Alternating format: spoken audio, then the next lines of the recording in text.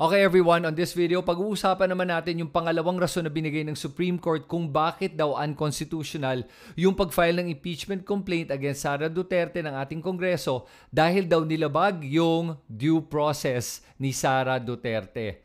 Okay? Now, para sa kaalaman ng lahat, we did a previous video talking about yung sinabi ng Supreme Court regarding sa first reason nila kung bakit unconstitutional yung articles of impeachment dahil daw nilabag daw yung 1-year bar rule ng Constitution. And if you want the full recap of that, you can just click the link here. Ilalagay ko dito sa video na to. Pero if you want a quick summary of it, ganito yon. Sinabi ng Supreme Court na hence, a nuanced approach is warranted to remain faithful to the purpose of the 1-year bar. Given the impossibility of initiation due to the House's inaction and adjournment of its term, the 1-year bar should be reckoned from the initiation of the impeachment complaint if unacted upon or when it is dismissed if it has been partially acted upon. The 1-year bar may also start to commence upon the violation of the fundamental rights of the respondent which ousts the House or the Senate of jurisdiction.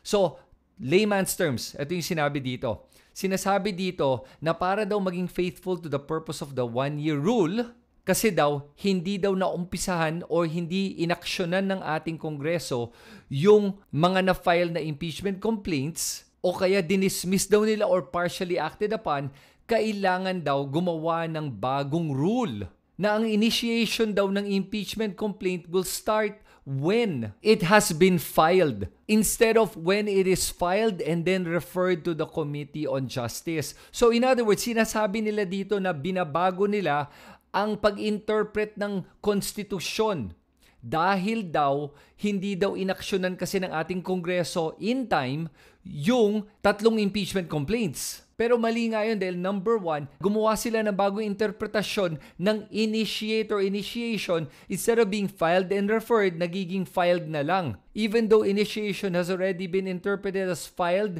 and referred to the Committee on Justice for over 20 years. Malinaw po yun. So kumbaga they change the rules of the game midway or even after the fact. Pangalawa, hindi mo talaga pwedeng sabihin na pag nag-file ng complaint, immediately na initiate ng impeachment proceedings. Bakit? Kasi kailangan pa yan i-verify, i-endorse at i-refer sa Committee on Justice. Importante yung step ng pag-refer sa Committee on Justice. Dahil sa Committee on Justice titignan kung may basehan ba itong impeachment complaint. And only after that, at pagkatapos narinig yung respondent at yung mga ebidensya, then the Committee on Justice can act on it. That is the time when it's actually initiated. Because kung tinanggal mo yung process ng referral to the Committee on Justice, then mabilis na masabotahe yung proseso ng impeachment. At sa ganun, wala na magiging accountability at malalabag na yung Constitution natin. Specifically, Article 11 of our Constitution, which is accountability of our public officials. Kaya sa pag-reinterpret ng ating Supreme Court netong proseso ng Article 11 ng ating Constitution, their interpretation becomes unconstitutional or against the Constitution. So now let's talk about yung kanilang second point, kung bakit daw unconstitutional itong impeachment ni Sara Duterte. At ang second point nila ay wala daw due process na binigay kay Sara Duterte when it comes to the impeachment.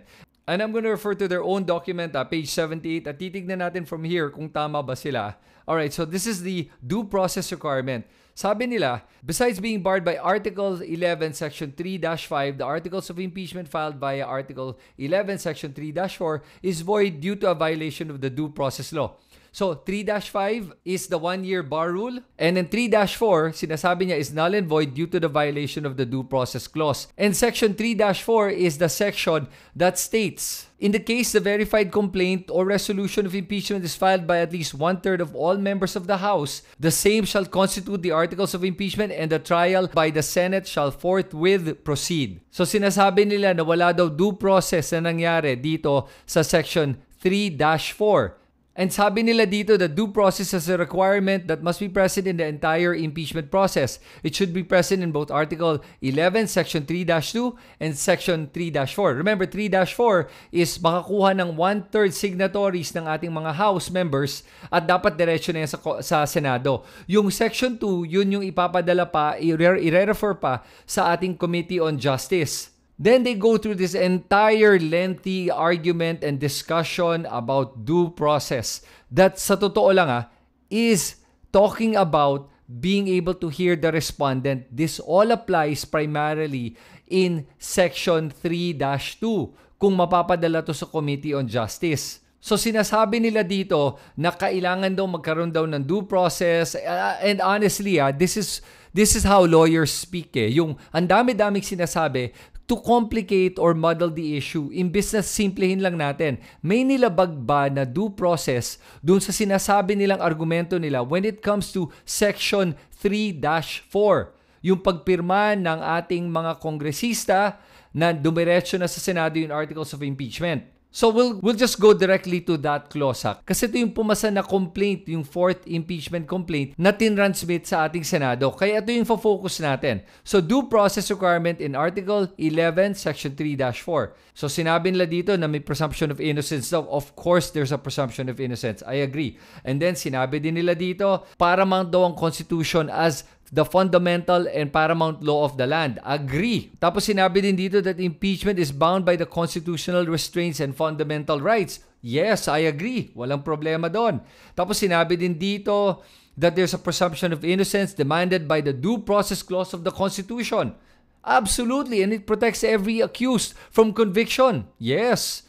And due process is essentially a party's right to be heard or to be given the opportunity to defend their interests in due course. So then they gave examples. Itong binigyan lang example. Si Ang Tibay versus the Court of Industrial Relations. Yan, tapos sinabi dito that the purpose of the guarantee is to prevent arbitrary governmental encroachment against life, liberty, and property of individuals. Kaya may due process kasi nga daw, it protects the individual na may arbitrary government action that takes life, liberty, and the property of the individual. In the case of impeachment, hindi naman matatanggalan ng buhay, ng liberty, or ng mga kanyang ari-arian si Sara Duterte. So, walang kwenta itong pinagsasabi nila dito. This does not apply. Pero again, this is what you call legalese, mentioning so many things that are not completely related to the issue.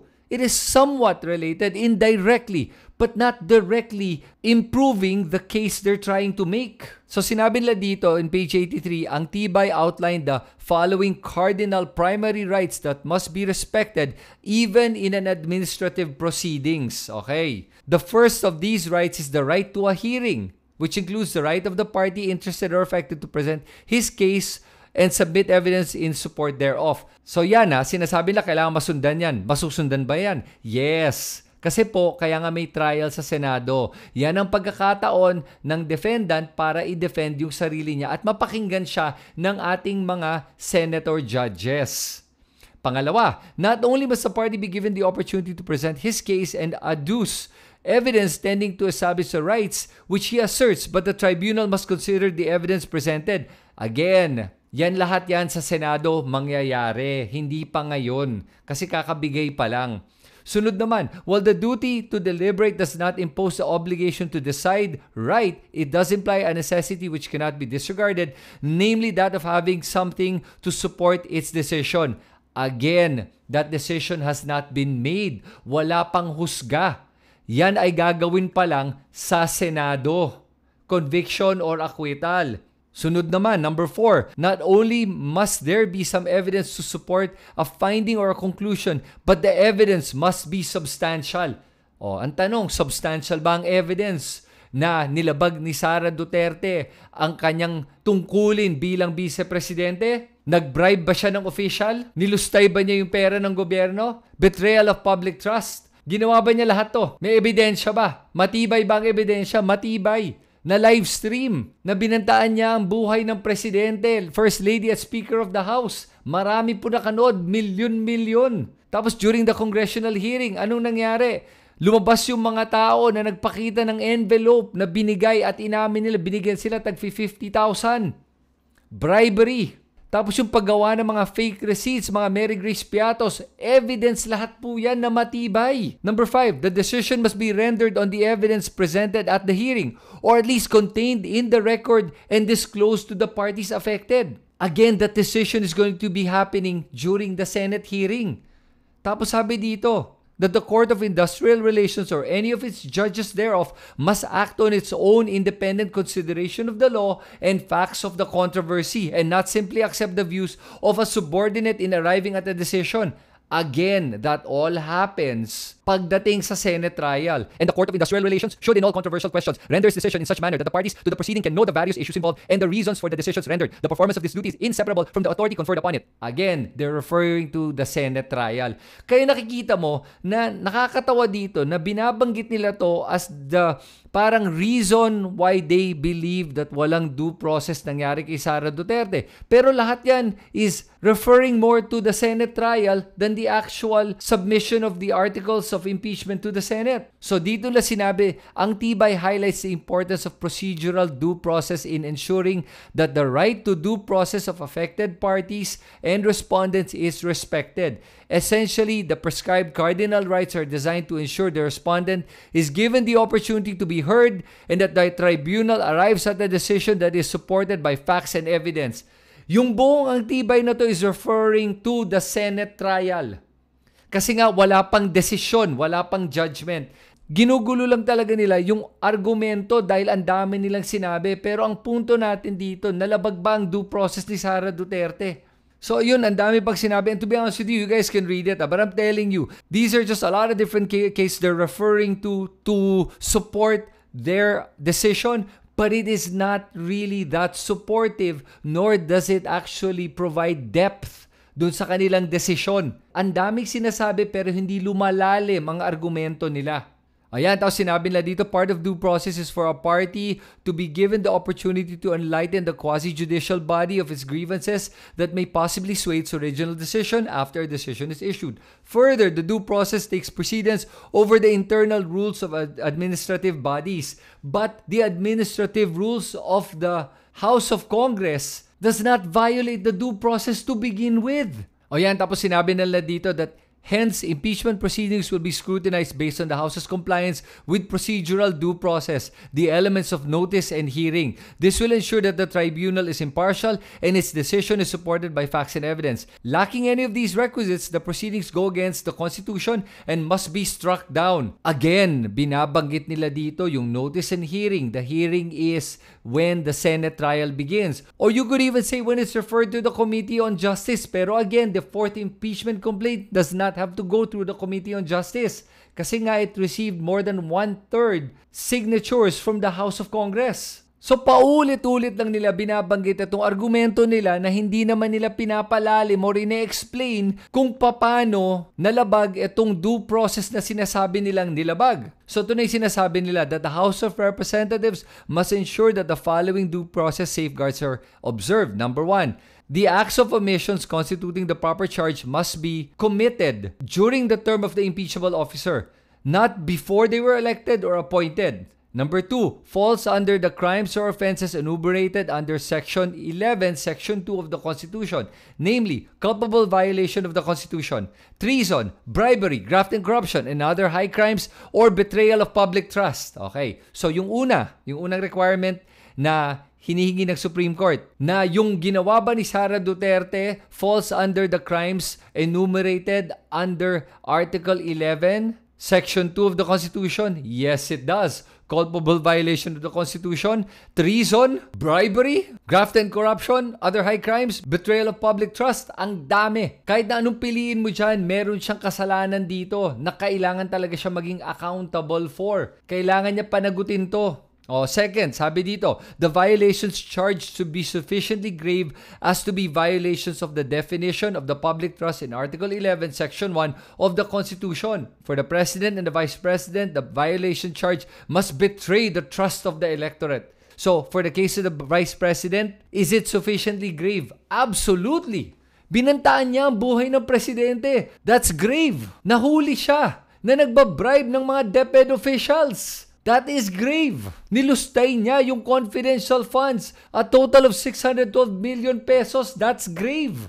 Sunod naman, Sabi dito, the proper charge should be accompanied with sufficiently clear and convincing evidence that constitutes proof of the acts and omissions that are considered as impeachable offenses. Meron bang clear and convincing proof? Nakita natin lahat yung clear and convincing evidence during the congressional hearings at mismo siya yung nag-livestream siya. Third, the respondent must have been given the opportunity to be heard on the pieces of evidence offered to prove the alleged impeachable offenses. The evidence that leads to an inference of proof of the existence and commission of the acts or omissions considered as impeachable offenses must not be ex parte. The respondent will be given the opportunity to do that during the Senate trial. Yan po ang due process. Yan po ang nakasaad sa ating konstitusyon under Article 11 of our Constitution on accountability of public officials. Malinaw po yan. Next naman, sabi dito, however, the constitutional requirement is merely an opportunity to be heard.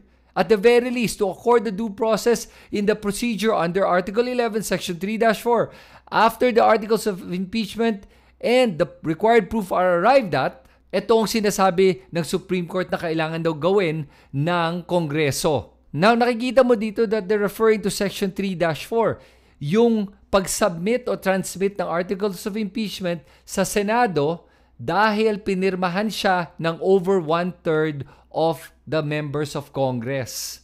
And remember, pag pinirmahan na ng over 1/3 of the members of Congress, hindi na yan mare-refer sa Committee on Justice at pupunta na yan at ita-transmit na yan directly to the Senate for immediate trial. Pero dito sinasabi nila na kailangan daw, A, the House of Representatives should provide a copy of the draft articles of impeachment and its accompanying evidence to the respondent to give her an opportunity to respond within a reasonable period of time to be determined by their rules. The Constitution only requires an opportunity to be heard. It is up to the respondent to waive this fundamental right and up to present her evidence to the Senate trial. Wait a minute. Walang nakalagay sa Konstitusyon na kailangan mag-provide ng articles of impeachment and its accompanying evidence to the respondent.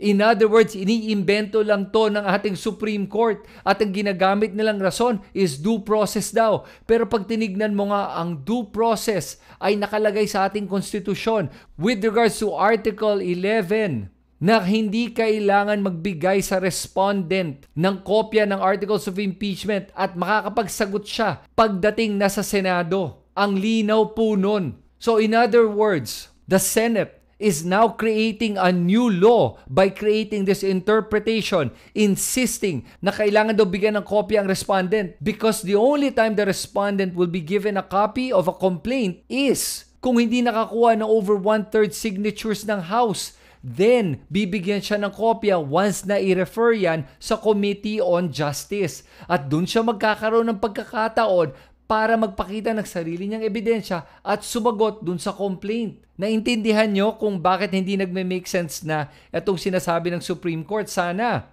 Pangalawa, the draft articles of impeachment with its accompanying evidence and the comment of the respondent, if any, should be made available to all the members of the House. It is the House as a whole, not 1/3 of the House, that has the sole prerogative to initiate impeachment complaints. Thus, there must be some modicum of deliberation so each member presenting their constituents can be heard and thus convince others to their position. The transmittal, however, will only take place upon the qualified vote of 1/3 of the House. Again, walang nakalagay sa ating konstitusyon na kailangan itong gawin. Inimbento lang to ng ating Supreme Court. Bakit nila dinadagdag itong mga ganitong probisyon na hindi nakalagay sa konstitusyon? Gumagawa ba sila ng amendment sa Constitution? Are they even allowed to make amendments to the Constitution? Because the way it sounds, they're trying to amend the Constitution. At wala silang karapatan to amend the Constitution. That's exactly what's happening right now. They're adding requirements that are not included in the Constitution. Tapos sumagot ang ating House of Representatives. Sabi dito, House of Representatives insists that the verification and signature of at least 1/3 of its members are sufficient to meet the due process of law. Alternatively, it also argues that the due process rights of Vice President is inherent in the trial that should be conducted by the Senate. Nagrebat ang ating Supreme Court at sabi nila, this presumption confuses the belief of the members of the House with the requirement of an opportunity to be heard. It also fails to appreciate the nature of the impeachment process and that due process applies to all stages of the impeachment process, including the trial and the conviction of any respondent subjected to this process. So again, which part of this impeachment process ang hindi na-appreciate ng ating Kongreso? When you say it applies to all the stages, ibig mo sabihin pag may nag-file ng complaint, kailangan na sumagot si Sara Duterte kahit na hindi pa verified yung complaint, kahit hindi pa na-endorse? O hindi pa, di ba? Kasi antayin mo muna yan eh. So kailan sasagot si Sara Duterte? Kung napadala na sa Committee on Justice, kung na-refer doon. Pero nga, kung pinirmahan na ng over 1/3 of the Congress, kailangan direkta na sa Senate trial. Yan ang nakalagay nga sa Constitution. And that is exactly how due process works. Kahit naman anong proceeding, ganyan yan eh. Merong tamang panahon at paraan kung kailan mag-e-explain at magpapakita ng ebidensya ang respondent. Tapos dahil daw dito, grave abuse of discretion daw to. Tapos sinasabi nila dito that since due process is a fundamental and constitutional right, a decision rendered without due process strips the entity making the decision of its jurisdiction, thereby rendering the decision void. Wala pang ang decision eh. Wala pang ang Senate trial. Kaya nakakatawa na binabanggit nila to kahit hindi naman ito yung usapan ngayon. Ang usapan ngayon, yung pag-submit at pag-initiate ng impeachment proceedings pa lang. That's why I'm saying very legalist itong paggawa ng Supreme Court, which is very typical of all lawyers, which is very typical of our legal system. And this is how you confuse the person you're talking to. And this is how you confuse the masses. Sa dami-dami ng sinasabi mo pero none of it applies to your argument. O yan, to sinabi dito, hence with the grave abuse of discretion, tainting the impeachment proceedings using Article 11, Section 3-4, the article of impeachment transmitted to the Senate was void ab initio. Well, guess what? Wala namang abuse of discretion eh. Kasi based on the grave abuse of discretion that's been defined here, that a grave abuse of discretion is defined as a capricious or whimsical exercise of judgment that is patent or gross as to amount to an evasion of positive duty or a virtual refusal to perform a duty enjoined by the law. Ano ba ang duty o mandato o tungkulin ng ating Kongreso para makakuha ng accountability para sa ating mga kababayan pag may ginawang mali ang ating mga public official? Yan po ay nakalagay sa ating konstitusyon at ginagawa nila yung kanilang tungkulin nga eh sa pagtatransmit nitong articles of impeachment. So ngayon malinaw na nakikita nyo na hindi nilabag ng ating Kongreso ang constitutional provision on due process. Sinundan nila ang proseso. At ang ginagawa lang ng ating Supreme Court ay naglalagay ng mga bagong kondisyon na kailangan isama sa procedures ng ating Kongreso. Pero remember, the House has their own procedures, internal procedures. And the Supreme Court does not have the authority to be able to impose on those House procedures. Pero ang sinasabi ng Supreme Court na may karapatan daw silang gawin to dahil daw yung procedure ng House ay naglalabag sa due process. Pero nga, eto na, pinakita ko na sa inyo. Hindi naman naglalabag sa due process yung ginawa ng ating Kongreso eh. Kahit na balik-tarin mo yan, wala silang nilabag na due process. You don't need to be a lawyer to understand this. Basahin mo lang, makukomprehend mo na yan kahit sino. So in summary, hindi nilabag ng ating Kongreso ang provision on due process. Klarong-klaro yan. At ang ginagawa ng ating Supreme Court ay nagdadagdag lang sila ng kanilang mga amendments sa sinasabi ng konstitusyon na in my opinion is actually illegal and unconstitutional because the Supreme Court cannot amend the Constitution.